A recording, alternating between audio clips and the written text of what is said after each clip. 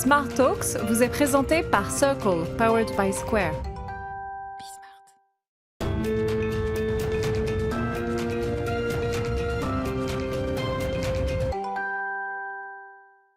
Bonjour à tous, bienvenue dans Smart Talks, l'émission qui décrypte les stratégies des entreprises. Émission que j'ai partagée avec Gus Augustin de Van Rickeversel, le CEO de Circle. Tout à fait. Je suis très heureux de vous retrouver. Je suis Gus. super content d'être avec toi. Ça va être un moment convivial, sans langue de bois. Vous y tenez beaucoup, hein, Gus. Ah ouais, carrément. Aujourd'hui, on a un invité qui va vous passionner, Côme Berbin. Bonjour Côme. Bonjour. Vous êtes le directeur de l'innovation du groupe RATP. On va vous présenter brièvement. Les RATP, tout le monde connaît cette entreprise. Encore que, vous allez nous présenter des innovations parce que c'est une entreprise qui bouge, qui avance sans cesse. Vous êtes ingénieur, vous avez fait de la cryptographie, vous êtes passé par une école d'ingénieur, par Normal Sup. Vous avez fait des cabinets ministériels en charge du numérique, au sein justement du ministère en charge de ces questions de numérique, du ministère de la Défense, et aujourd'hui en charge de l'innovation. Les RATP, c'est 65 000 salariés, c'est 6,5 millions de chiffre d'affaires et c'est 14 pays. Bah oui, Gus, 14 pays. On pense que ça se trouve qu'à Paris et en Ile-de-France, c'est 14 pays. C'est pas rien quand même. C'est français, ça, les RATP. Société mondialisée, les RATP, avec 8 modes de transport, Gus. Il y a 8 modes de transport. C'est quoi Ouais, on peut peut-être commencer avec ça, parce que du coup, moi, je connaissais pas. Alors effectivement, tout le monde connaît la RATP pour Paris et on connaît évidemment le métro. C'est vraiment l'élément phare. Mais on fait du tram, on fait du bus, on fait du RER, on fait du train, on fait du câble, donc du téléphérique urbain. Et on fait même du bateau dans certaines des villes. Bateau, tu fais ça où Par exemple, à Lorient. On a un bateau qui traverse la rade de Lorient et qui en fait est intégré à l'ensemble des transports en commun de l'agglomération de l'Orientaise avec les bus. Et en fait, c'est un service de bateau qu'on peut prendre comme un bus. Et le bateau, juste pour creuser le sujet, c'est pas le genre de business qu'il faut. C'est sympa parce qu'on y est depuis toujours, mais au final, ça coûte cher sur le PNL et sur la concentration de l'équipe. Stratégiquement, on y est parce qu'on y est, ou bien on a envie de se dire qu'on va investir dessus? Non, c'est une adaptation au territoire. Okay. À Lorient, vous avez une rade. Lorient, c'est un port. Ouais. Et en fait, zone militaire, faut-il le préciser. Voilà aussi. Et donc, en fait, si vous traversez la rade, si vous faites le tour avec un bus, ça vous prend énormément de temps, alors qu'en fait, vous êtes un jet de pierre en bateau. Et donc, en fait, le bateau permet, et c'est vraiment intégré dans le réseau de transport en commun. Ouais. C'est une ligne, comme une ligne de bus, c'est juste qu'en fait, elle est opérée par un bateau.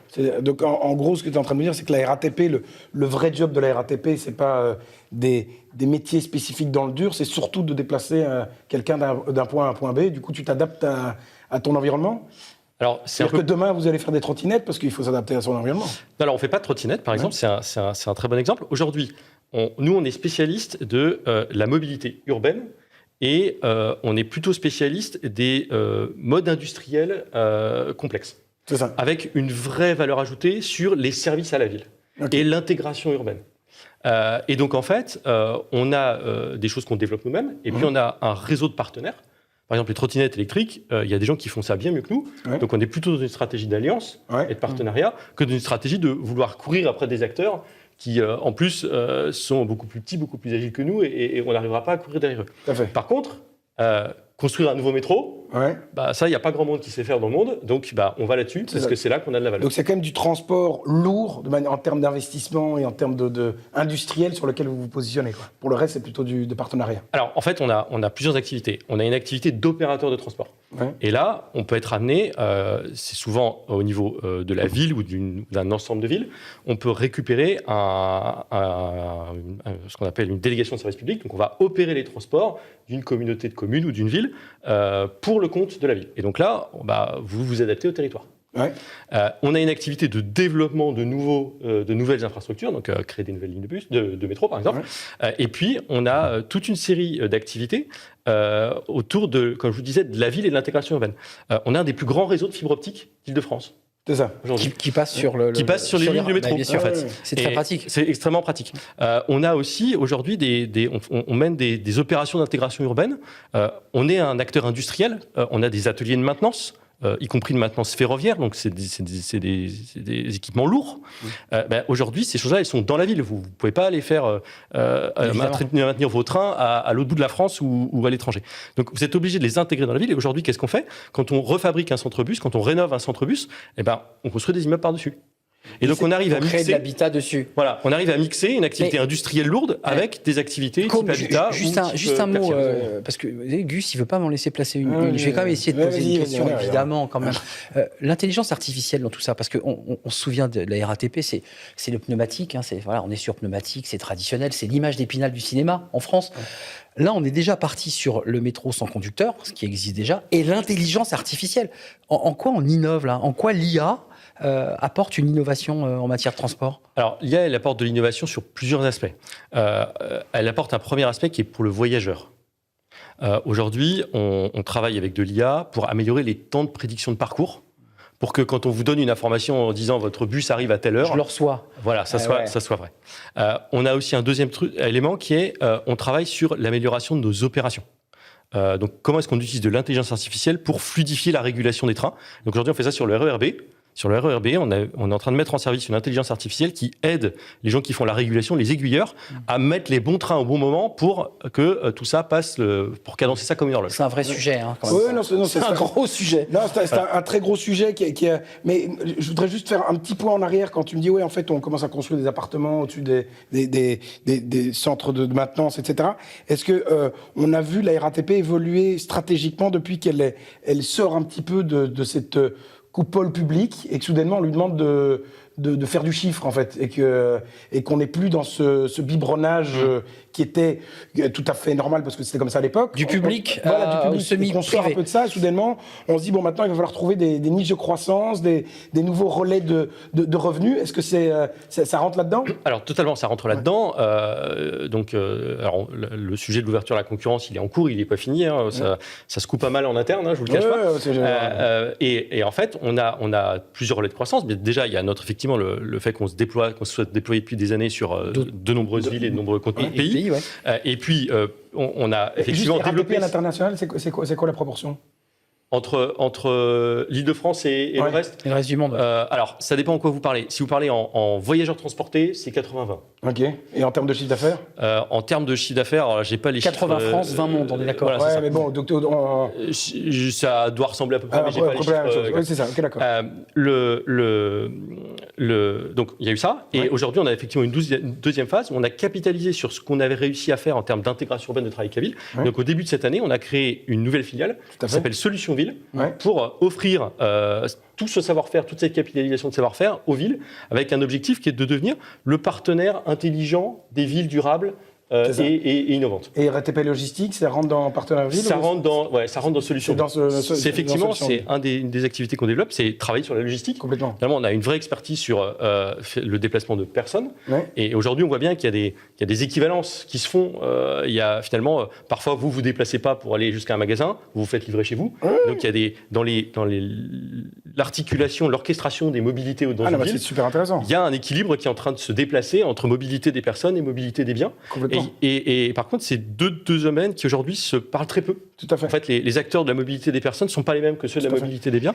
Et il y a un vrai sujet de penser ça à l'échelle globale. Arnaud, là-dessus, il y a un truc intéressant à regarder, c'est que quand tu regardes les assets que la RATP a en termes de logistique, c'est assez dingue, parce que les grosses problématiques de la logistique, c'est 3 grands trucs. C'est avoir un maillage extrêmement important. 2, c'est d'avoir un transport qui est à l'extérieur des villes et qui rentre dans les villes. Et 3, c'est d'avoir un lieu sécurisé et ouvert un maximum de temps. Tu vois.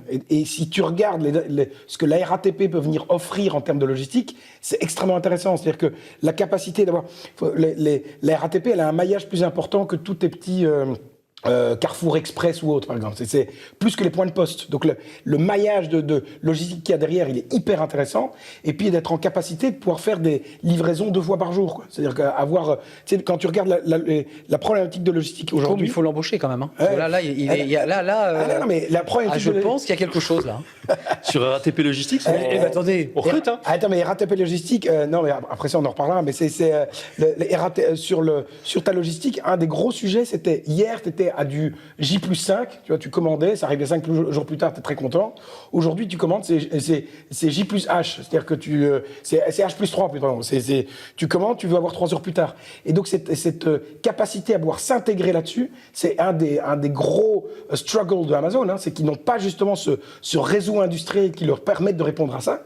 Et le partenariat avec Amazon et avec La Poste que RATP a fait sur RATP Logistique, c'est super smart. Là, il y a un vrai shift de positionnement, enfin en tout cas de service qui est hyper intéressant à regarder, quoi. Et surtout, nous on promeut ça dans une logique d'avoir de la logistique du dernier kilomètre qui soit durable, qui soit électrique ou qui soit à vélo, pour éviter qu'on continue à avoir des camions qui rentrent durable et rentable, hein, parce que quand tu regardes Amazon, ils ont tout ce truc de premium, Amazon Premium, etc.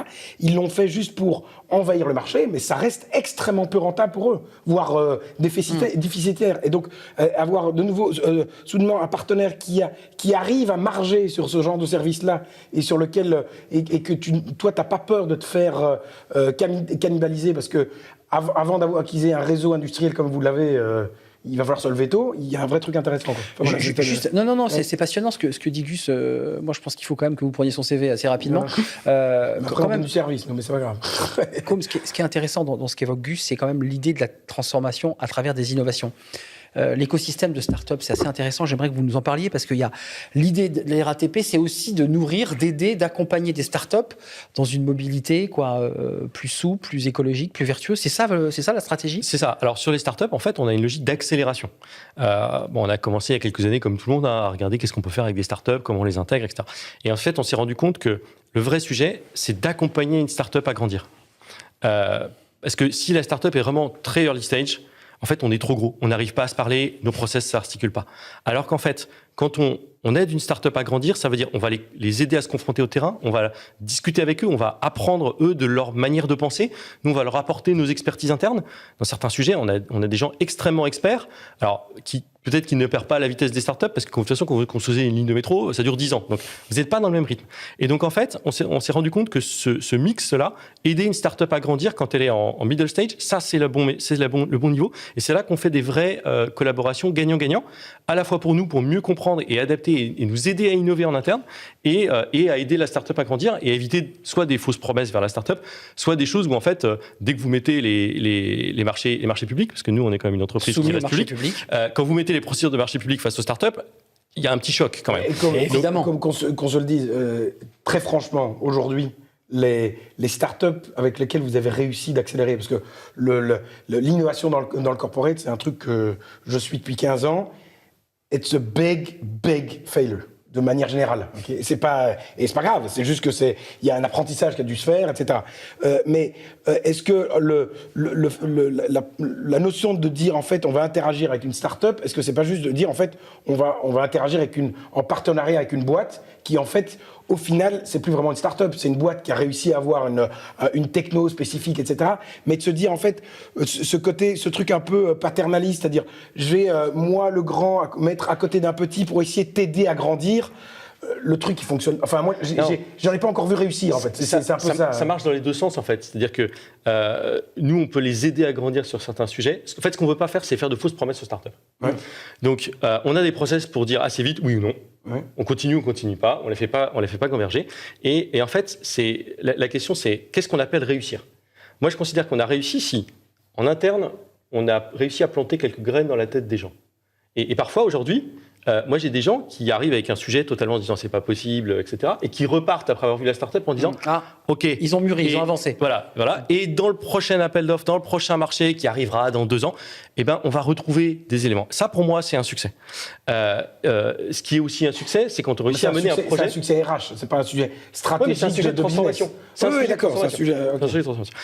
C'est aussi un succès quand on arrive à aller au bout d'un projet. Je reprends l'exemple du RERB tout à l'heure.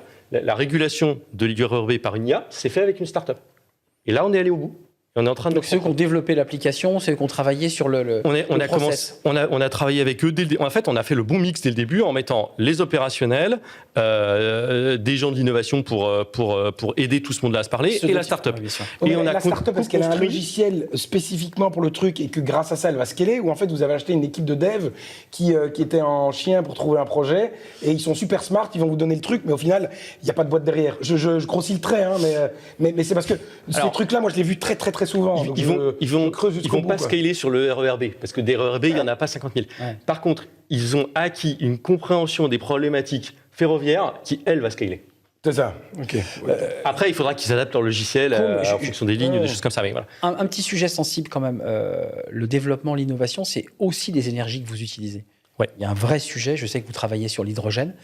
Ce sont des choix d'investissement extrêmement lourds. Au-delà de l'innovation RATP, c'est une chaîne de production industrielle qui est derrière. Vous en êtes où sur cette question de l'hydrogène? Est-ce que c'est, pour ceux qui vont écouter cette émission, l'avenir? On roulera en hydrogène parce que vous y croyez, que vous allez donc développer un marché, ou pas? Ou vous dites, nous, on n'est pas au clair là-dessus?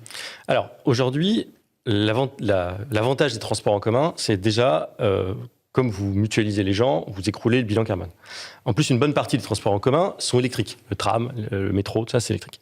Le gros sujet qu'on a aujourd'hui, c'est les bus. Les bus. Sur les bus, en gros, aujourd'hui, il y a 3 technos. Vous avez le biogaz, l'électrique et le petit nouveau, qui est l'hydrogène. Qui a clairement... Le biogaz qui existe déjà.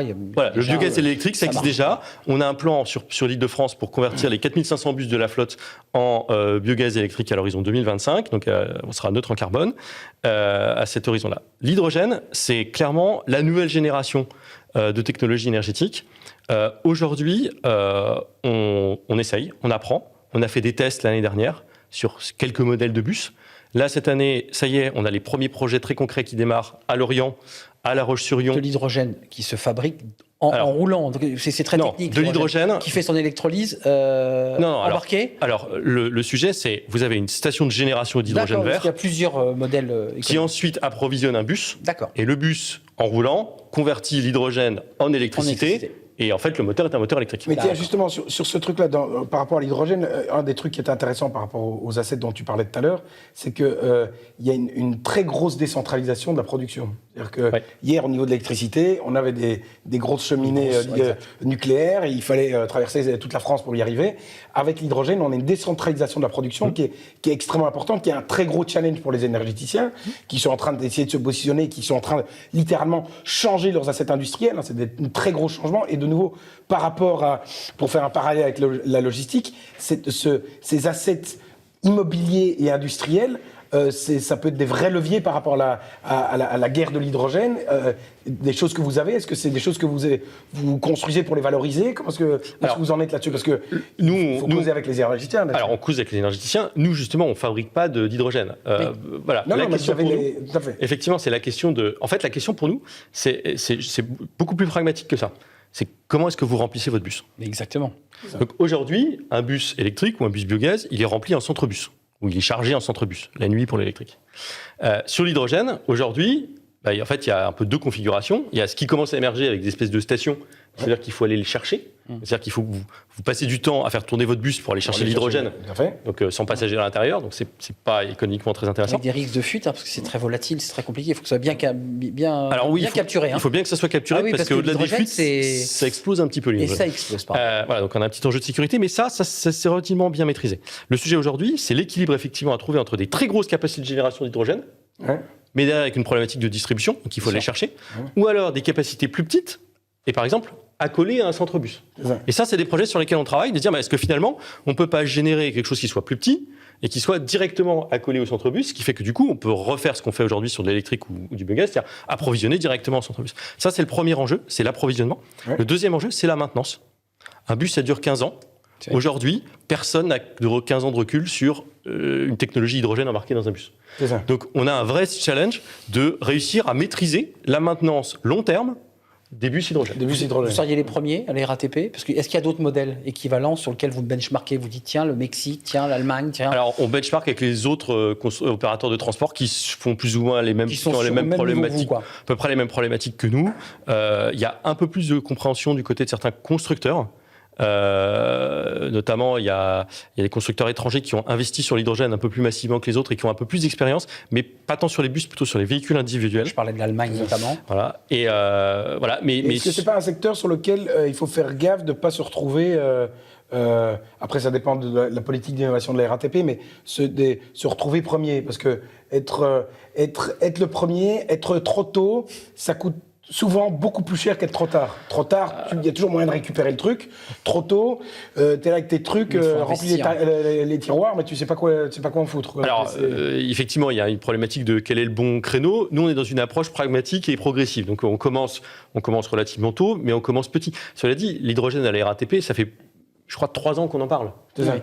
On a commencé déjà avant. Là, c'est le boom, tout le monde en parle. Il y a la stratégie nationale hydrogène et c'est très bien. Puis d'ailleurs, avec la guerre entre l'électrique et l'hydrogène, parce qu'il y a quand même cette bataille qui est en train de se dessiner. L'État abonde et essaye de faire émerger l'écosystème, ce qui est très bien. C'est son rôle. Voire même une filière. Voilà.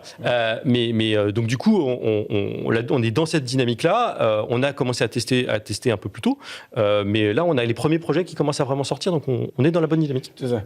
Et du coup, pour revenir sur ton business de base, est-ce que le gros shift en termes de mobilité qui s'est opéré avec la crise du Covid là maintenant, parce que la RATP c'est quand même un business de volume, c'est-à-dire que tu fais de la marge avec le dernier type qui saute dans le métro au moment où les portes se ferment. En payant. Quand ce type-là se dit en fait je vais plus prendre le métro, je vais prendre un vélo et puis c'est bien d'essayer de faire des partenariats avec des mecs qui font des vélos, des trottinettes, mais tu vas prendre on n'est pas encore sûr qu'ils fassent du pognon, alors faire des partenariats avec des types qui font pas de pognon, t'en fais encore moins, quoi. Donc, comment est-ce que tu viens adresser ce sujet de mobilité, de se dire, ok, je reste un acteur essentiel, c'est en diversifiant tes zones de revenus, ou bien ça reste mon core business, c'est de transporter les mecs d'un point A à un point B, et il faut que je retourne le truc pour que ça fonctionne. Alors, déjà, la crise qui était très intéressante, c'est qu'on a accéléré l'innovation sur tout un tas de sujets. Moi, je suis devenu spécialiste de la désinfection des transports. Pas le choix. Il fallait apprendre très vite, là. Il fallait apprendre très vite. Ouais. On a appris très vite. Et d'ailleurs, on l'a fait de manière très ouverte. On est allé chercher tous les autres opérateurs de transport qui étaient d'accord. Et on s'est mis dans une salle et on s'est dit, OK, qu'est-ce qui existe comme solution? Comment on fait? On avait 1 mois pour trouver des trucs. Il fallait qu'on trouve des trucs. Donc, on a fait ça de manière très ouverte et ça a très bien marché. Donc, il y a eu ça. Et par ailleurs, il y a eu 2 autres facteurs qui ont vraiment boosté grâce à la crise. Ça a été tout ce qui a été mesure de l'affluence, de l'information des voyageurs. On a travaillé sur du crowdsourcing pour que les gens nous disent est-ce que les rames sont chargées ou pas chargées.